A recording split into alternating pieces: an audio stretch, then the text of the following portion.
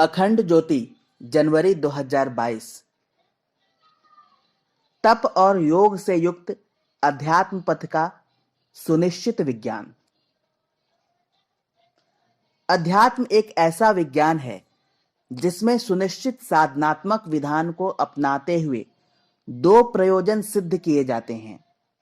एक है अंतराल की प्रसुप्त विभूतियों का जागरण और दूसरा है अनंत ब्रह्मांड में व्याप्त ब्राह्मी चेतना का अनुग्रह अवतरण। इसको संभव करने के लिए साधक को दो कदम बढ़ाने होते हैं, जिनके नाम हैं तप और योग। तप में जहां चित्त का परिशोधन होता है, तो वहीं योग में चेतना का परिष्कार। परिशोधन अर्थात संचित कसाय कल्मषों का, कुसंस्कारों का, दुष्कर्मों के प्रारब्ध संचय का निराकरण। वहीं परिष्कार का अर्थ है श्रेष्ठता का जागरण, अभिवर्धन। इस तरह तपश्चर्या एवं योग साधना के दो चरणों को अपनाते हुए अध्यात्म का प्रयोजन पूरा किया जाता है। तप को शरीर तक सीमित समझना नादानी होगी। इसका दायरा शरीर से आगे बढ़कर प्राण एवं मन तक विस्तृत है, अर्थात पूरा अस्तित्व इसके कार्यक्षेत्र में आता है। तप की यह प्रक्रिया संयम, परिशोधन एवं जागरण के तीन चरणों में पूरी होती है। संयम में दैनिक जीवन की ऊर्जा के क्षरण को रोकते हुए उसे संचित किया जाता है और इसका नियोजन महत्वपूर्ण एवं श्रेष्ठ कार्यों में किया जाता है। परम पूज्य गुरुदेव ने इसके 4 स्वरूपों की चर्चा की है, यथा इंद्रिय संयम, अर्थ संयम, समय संयम और विचार संयम। इंद्रिय संयम में 5 ज्ञानेंद्रियों और कर्मेंद्रियों को परिष्कृत एवं सुनियोजित किया जाता है, जिससे तनमन की सामर्थ्य भंडार के अपव्यय को रोककर प्रचंड ऊर्जा का संचय किया जा सके और इसका नियोजन आत्मबल संवर्धन के उच्च स्तरीय प्रयोजन के निमित्त किया जा सके। इंद्रिय संयम की परिणति अर्थ संयम के रूप में होती है। धन एक तरह की शक्ति है जो श्रम, समय एवं मनोयोग की सूक्ष्म विभूतियों का स्थूल रूप है। इसके संयम के साथ इन सूक्ष्म विभूतियों का उच्च स्तरीय उपयोग संभव होता है।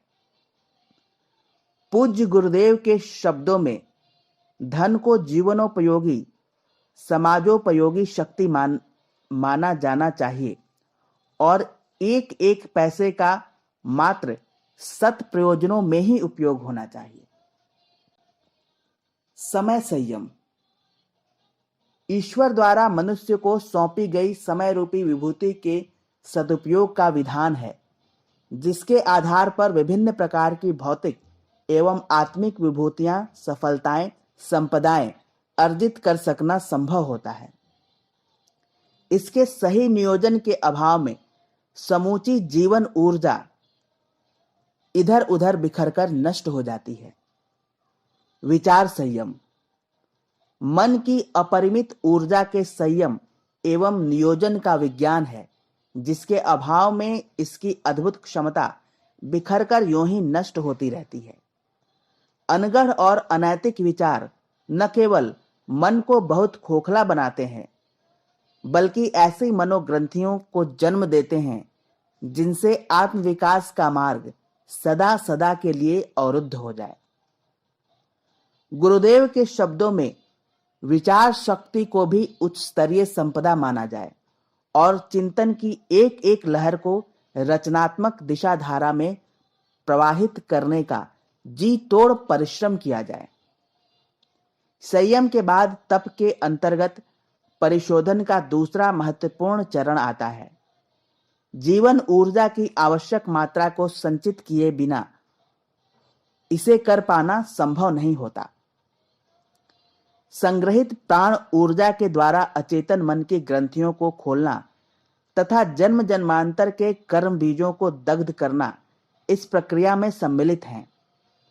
मानवीय व्यक्तित्व को विघटित कर रही शारीरिक और मानसिक परेशानियों का कारण अचेतन मन की ये ग्रंथियां ही होती हैं, जिनमें अवरुद्ध ऊर्जा विकास के स्थान पर विनाश के दृश्य उपस्थित कर रही होती है।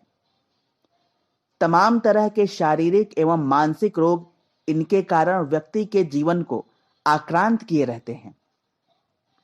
चित्त की इन ग्रंथियों के परिशोधन के लिए अनेक तरह की तपश्चर्याओं का विधान है। परम पूज्य गुरुदेव ने गायत्री महाविज्ञान में 12 तरह के तपों का वर्णन किया है, जिनको अपनाने पर अंतःकरण में जड़ जमाए कुसंस्कारों का परिमार्जन होता है तथा इसमें छिपी हुई सुप्त शक्तियां जागृत होती हैं व दिव्य सतोगुण का विकास होता है। ये तप कुछ इस प्रकार से हैं। 1. अस्वाद तप। 2. तितिक्षा तप। 3. कर्षण तप। 4. उपवास। 5. गव्यकल्प तप। 6. प्रदात्व्य तप। 7. निष्कासन तप। 8. साधना तप। 9. ब्रह्मचर्य तप। 10. चांद्रायण तप। 11. मौन तप और 12. अर्जन तप। इनको अपनाने पर तनमन के मल विकारों की सफाई होती है, जिससे नस नाड़ियों में रक्त का नया संचार होने लगता है एवं शारीरिक तंत्र नई स्फूर्ति से काम करने लगता है।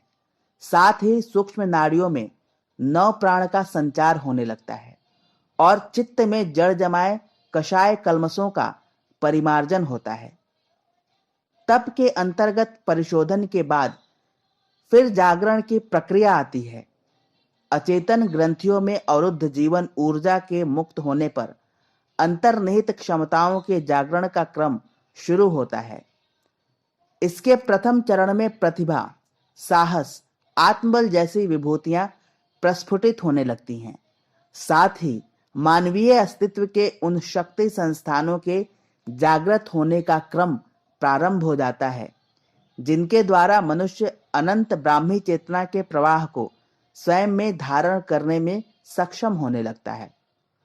मानवीय चेतना में निहित रिद्धि सिद्धि के रूप में वर्णित अतीन्द्रिय शक्तियां एवं अलौकिक क्षमताएं प्रकट होने लगती हैं। यहां तप के साथ योग का समन्वय जीवन साधना को पूर्णता देता है। तप एक तरह के अर्जन की प्रक्रिया है, तो योग समर्पण और विसर्जन का विधान है। तप में व्यक्ति की प्रसुप्त शक्तियों के जागरण एवं रिद्धि सिद्धियों के अर्जन के साथ अहंकार फूल सकता है, अध्यात्म पथ में विचलन आ सकता है, लेकिन योग इस दुर्घटना से बचाता है, क्योंकि इसमें अहंकार का समर्पण एवं विसर्जन होता है। यह अहम तक सीमित आत्मसत्ता के संकीर्ण दायरे को विराट अस्तित्व से जोड़ने व आत्मविस्तार की प्रक्रिया है। भक्ति योग में जहां साधक अपने इष्ट आराध्य एवं भगवान से जुड़कर इस स्थिति को पाता है, वहीं ज्ञानी आत्मा और ब्रह्म की एकता को स्थापित करते हुए अद्वैत की अवस्था को प्राप्त होता है।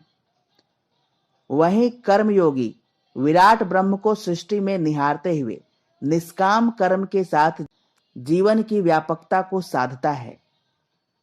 ध्यान योगी अष्टांग योग की सीढ़ियों पर चढ़ते हुए समाधि की अवस्था को प्राप्त होता है तथा जीवन के सकल समाधान को पाता है।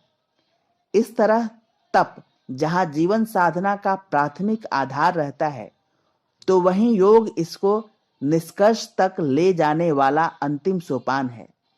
दोनों मिलकर जीवन साधना को पूर्णता देते हैं और व्यक्ति को आत्म सिद्धि एवं मुक्ति के चरम उत्कर्ष तक ले जाते हैं। इस तरह तप और योग से युक्त पथ आध्यात्मिक जीवन का सुनिश्चित विज्ञान है, जो सकल सृष्टि के लिए वरदान स्वरूप होता है। समाप्त।